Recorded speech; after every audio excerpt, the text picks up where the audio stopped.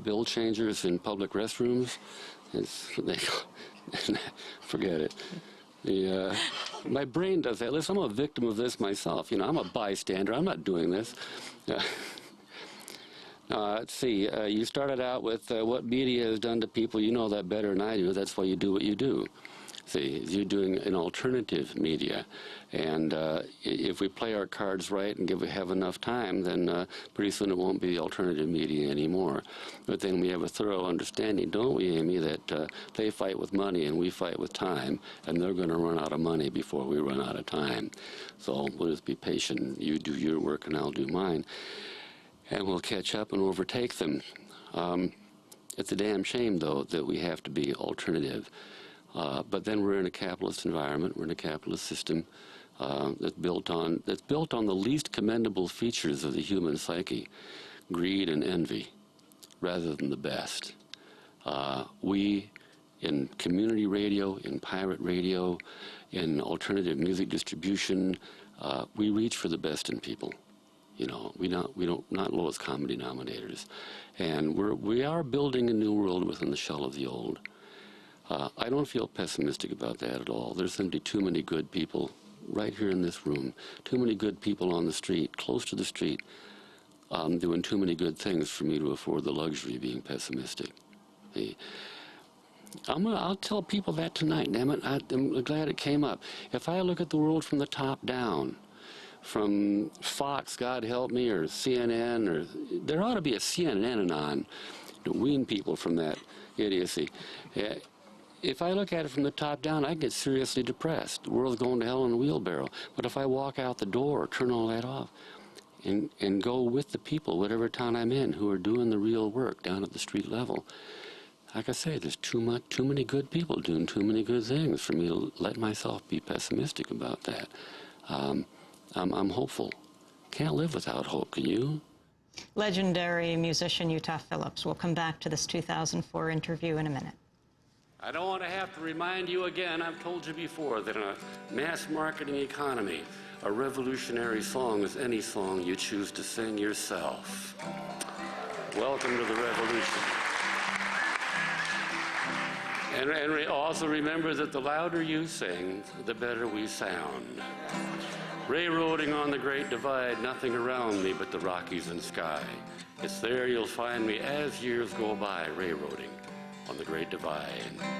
Hey, railroading on the Great Divide, nothing around me but the Rockies and sky.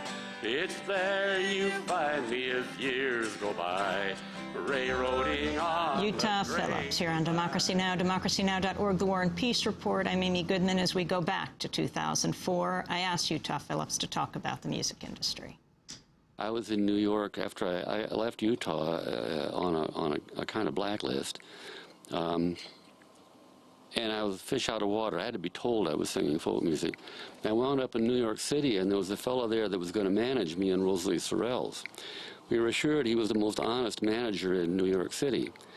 It took me a year to figure out that scrupulously honest in New York City was a jailable offense elsewhere. And I bailed out on that, you know, when I realized that I would no longer own what I do. You know, I was a good wobbly. You need to own the means of your production. I would have to abdicate most of the creative decisions to non-artists.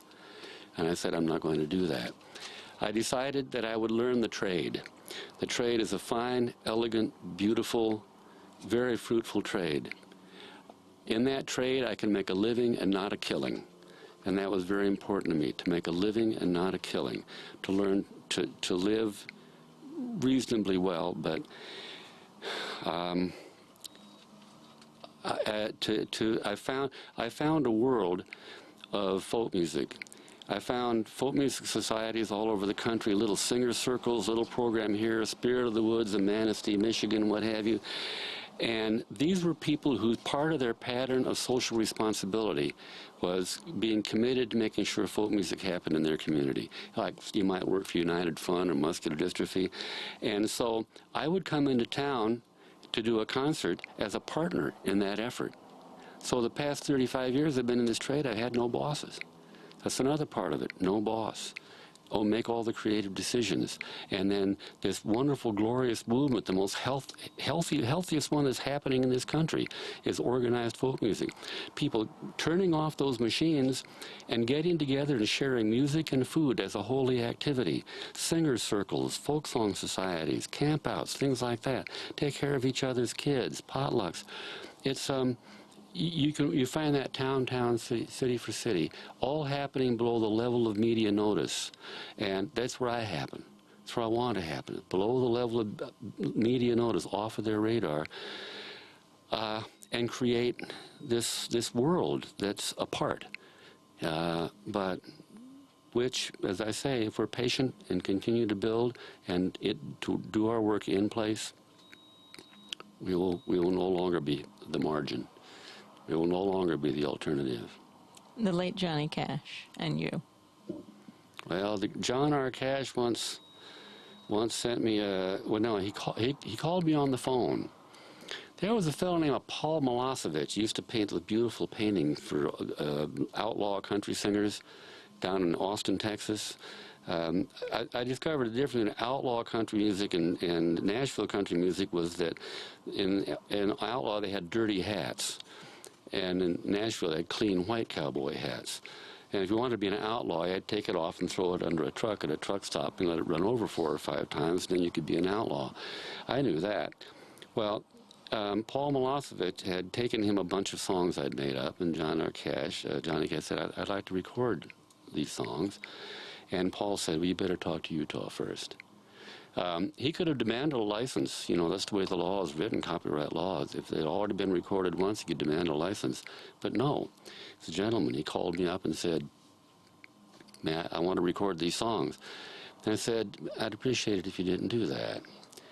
And we talked a good deal about that. You know, I think what I told him, I said, I don't want to contribute anything to that industry. I can't fault you for what you're doing. I admire what you do, but I can't feed that dragon. I'm not going to feed that dragon. And, of course, he and other people said, well, think the money that you'd make, you could put it together in any cause you wanted. And I said, Mr. Cash, think about it, dollars as bullets. And the ragged band of revolutionaries meet on the field with the general of the army, and the general says, we're going to divide up the bullets. I'll take 7 and you'll take 3, and then we'll fight. Who's going to win? See, so, and a lot of people got on me. Malvina Reynolds was furious with me for not doing that, you know, for not making the deal. And I was on the edge of doing it, you know, any number of times. And finally I said, I've got to resolve this. I got a call from Santa Rosa. They were going to open a peace center. And they asked me if I'd come and sing. And I said, well, I think I can get there. And they said, by the way, Father Daniel Berrigan will be there. I said, okay. And I went over there so I could do the show, but also so I could ask him, Father Berrigan, say, what do I do in this situation? Would you have any advice?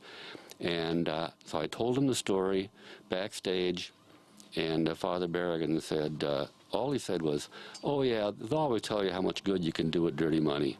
And he walked away. So, okay. You know, I called and said, no, don't do that. What I wound up doing was turning around, since it is mandatory licensing, is telling people who want to record those songs I make up, if there were a little label or you're self-produced, you know, folk legacy, something like that, go ahead and do it. I just won't sue you. And if somebody does demand a license, you know, and gets it, like so the industrial strength performers, I set up a non-sprinkling trust called the Buskers Fund, and the money, I don't even see it, just bypasses me and goes into there for people for medical relief for over-the-road folkies who can't get health insurance. I don't want to make money writing songs. There are people who make money writing songs. I can't fault that. I'm an anarchist. I don't make rules for other people. I make rules for myself. And